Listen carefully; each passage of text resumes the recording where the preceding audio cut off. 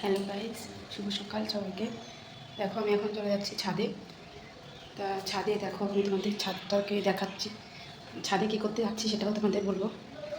এই যে দেখো আমাদের ছাদ, এই যে ছাদে আমি চলে এসেছি। এই যে ছাদে দেখেছো, এই যে টবগুলো দেখেছো, এই টবগুলোতে বড় বড় ঘাস হয়ে গেছিলো। এই ঘাসগুলোকে আমি পরশু দিনকে 6-7টা এই যে মাটিতে ভরা বস্তার মধ্যে, আর এই যে টবগুলো 6-7টা আমি পরিষ্কার করেছি ঘাসগুলো। এই দেখো এই যে ঘাস, এগুলোকে তুলে ফেলেছি। গাছ লাগানো হয়নি অনেক দিন ধরে, সেই জন্য ঘাসে পুরো ভর্তি হয়ে গেছিলো। তা টবগুলোকে আমি ভাবলাম যে এখন বৃষ্টি পড়ার পরে টবগুলোর মাটিগুলো পুরো নরম হয়ে গেছে, তাই এগুলোকে পরিষ্কার করে নিই, ঘাসগুলো ভালো করে উঠে যাবে। তাই আজকে দেখো এই যে এটা পরিষ্কার করেছি। এই টবটাই বড় টবটা, একটা পুঁইশাক গাছ হয়েছে। এই ঘাসগুলো যদি পুরো ভরে যায় তাহলে তো অন্য গাছ লাগাতে অসুবিধা হবে। তো অনেক দিন ধরে গাছ লাগানো হচ্ছে না, তাই ভাবলাম পরিষ্কারটা এখনই করে নিই। মাটিটা শক্ত হয়ে গেলে যখন রোদে শুকিয়ে যায় না, মাটিটা এত পরিমাণে শক্ত হয়ে যায় যে এই যে বড় বড় ঘাস দেখেছো, এই যে এই ঘাসগুলোকে না টেনে তোলা যায় না।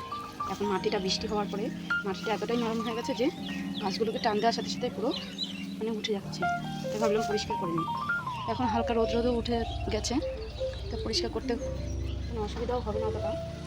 দেখো মাটিটা অনেকটা শুকিয়ে হালকা শুকিয়ে গেছে, অনেকটাই ভিজেছিল বৃষ্টিতে, রোদের জন্য হালকা শুকিয়েও গেছে, বেশ তুলতে অসুবিধাও হচ্ছে না। তো দেখো এগুলোকে ভাবছি আবার বীজ লাগাবো, দেখা যাক কবে লাগাই।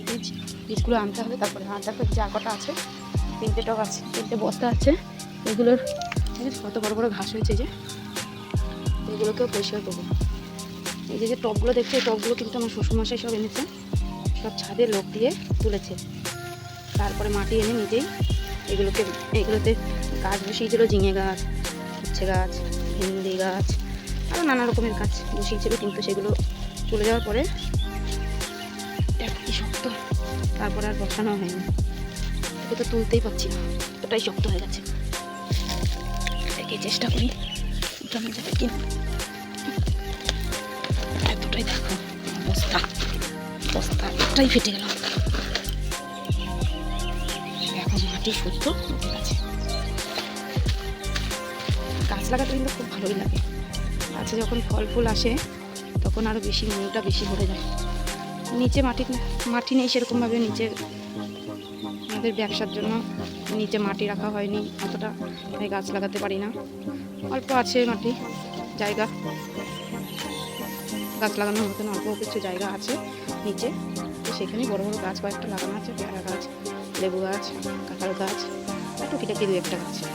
কিন্তু উপরেই ছাদেই যে টবের মধ্যেই লাগানো হয়, যা লাগানো কিন্তু সবসময় তো হয় না। এগুলো যে গাছগুলো ছিল দেখো আর দুটো আছে। গোড়াটা এতটাই শক্ত এই ঘাসগুলো টেনে তুলতে পারে না, গাছ জোর দিয়ে না। তো তোমরা কারা কারা ছাদের মধ্যে গাছ লাগাতে ভালোবাসো কমেন্টে কিন্তু জানিও। আর আমি নতুন, আমার চ্যানেলটাকে সাবস্ক্রাইব করে দিও তোমরা যারা নতুন দেখছো আমাকে, আর বেল আইকনটা প্রেস করে দিও যাতে আমার নতুন নতুন ভিডিও তোমাদের কাছে পৌঁছায়।